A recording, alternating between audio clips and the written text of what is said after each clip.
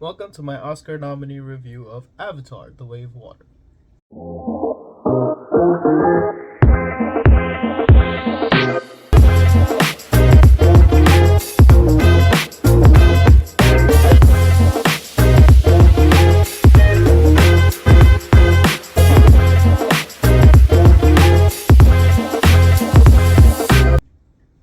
The visuals. That's what this movie is. I watched this movie and I watched it in IMAX, so I wonder what you guys feel about it. Uh, I feel like the visuals are what sold it. So I watched this movie actually in IMAX and then in my local theater. And I feel like IMAX gave this movie so much justice. I enjoyed it so much more. It's just when my second time when I rewatched it in a local theater, I didn't get that feel because the quality wasn't maybe as good as IMAX was. But I feel like the quality of this movie, the detail, how good it looks, is what kept me in the movie. Um, so let's start off with visuals of the movie. Great, obviously, as you could tell. Acting, I think it was good. They did great acting. The motion capture was great. You get into the characters, which were really fun. The movie's synopsis is pretty simple, basically.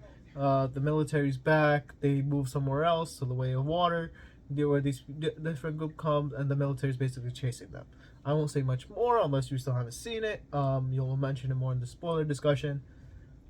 Story, I think, to be very honest with you, is very, very, very simple.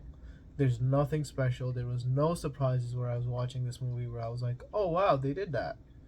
Um, it was like even if something did happen where I didn't expect, it wasn't too big of something where I was like, oh wow, they actually. It was like it was a simple story.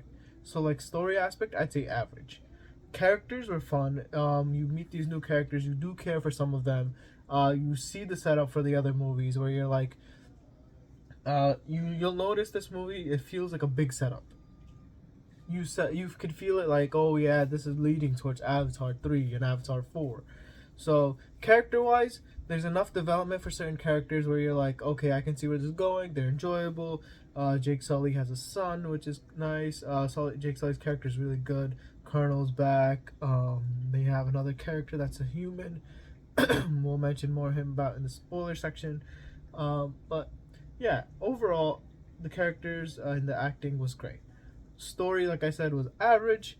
Cinematography is literally what boosts this movie's reviews for anybody who's watching it. Like you watch it and you want to see this on the quality it's shot on, and it makes you feel for it more. Um, so let's just give it an overall review. I would definitely give this movie a 8 out of 10. I was first leaning towards a 7. It's just that I was thinking about it, and thing is, I feel like these Avatar movies, I'll be honest, are a little bit overrated in the sense that everybody's saying they're the greatest movies of all time. And personally, if you're gonna tell me this is the best picture nominee, I don't think this should win. There are other movies that are better that I haven't seen all of them. I would definitely say Elvis was possibly more enjoyable for me. Um, I still actually haven't seen Top Gun. I'm gonna see that soon. I'll tell you guys what I think about it. Um, Everything All Over All at Once was definitely a fun movie. So I feel like the competition is too high for visuals. This should definitely win though.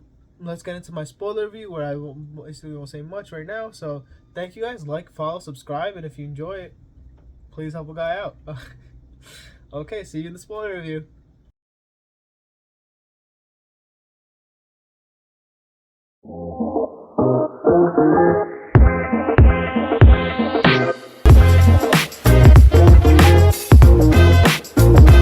Okay, spoiler review of Avatar. Let's see.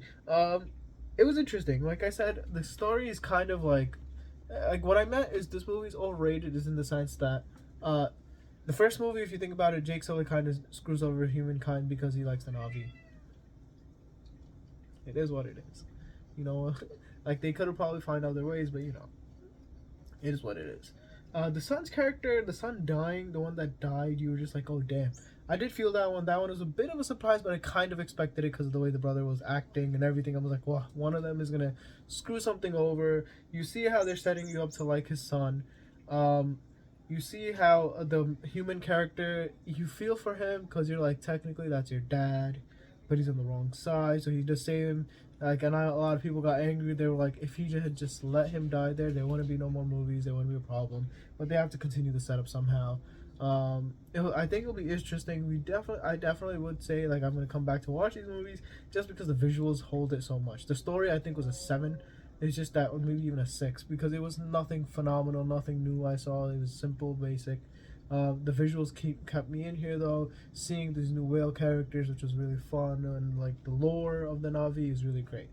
So you guys tell me what you guys think of the movie. Maybe I reviewed it too up or too down. You tell me what you think. I gave it an 8 out of 10. I was leaning towards a 7. Tell me if I'm wrong for leaning there or not. And thank you guys. Like, follow, and subscribe.